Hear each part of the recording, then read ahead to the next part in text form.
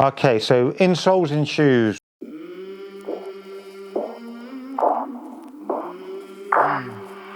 I came from the mud, there's dirt on my hands.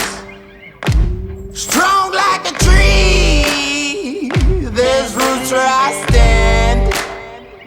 Oh, I've been running from the law. Hope they won't shoot me down soon.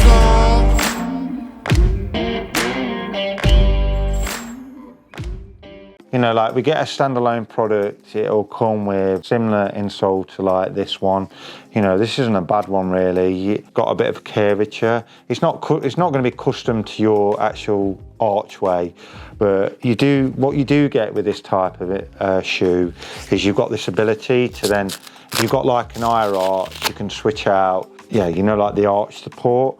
So then we can stick in like this, you know, this is a much higher one, and it'll give you a bit of support, more support. It will flex in a little bit, but again, it's gonna start to do the job. But obviously, we do get a lot of shoes now. If we take like this Bomb one, it'll actually come with like a flat insole. And the idea behind this type of shoe is that you can stick it in the oven. Make sure that you read the temperature correctly. A lot of people come here and they actually end up melting the shoes. The idea behind like the insole is that it'll just give you a bit more support in the archway. Because what we do sometimes see, especially if you're going over like longer course, like your arches will drop in, and then you might get this sensation where it'll pull on your hips. You might get, some people, they might get, you know, this metatarsal pain sometimes, or it's just different for each individual knee pain. And a lot of it will generally come from the hip and the foot. When we talk about like knee pain, it generally comes from the you know, like the foot or the hip.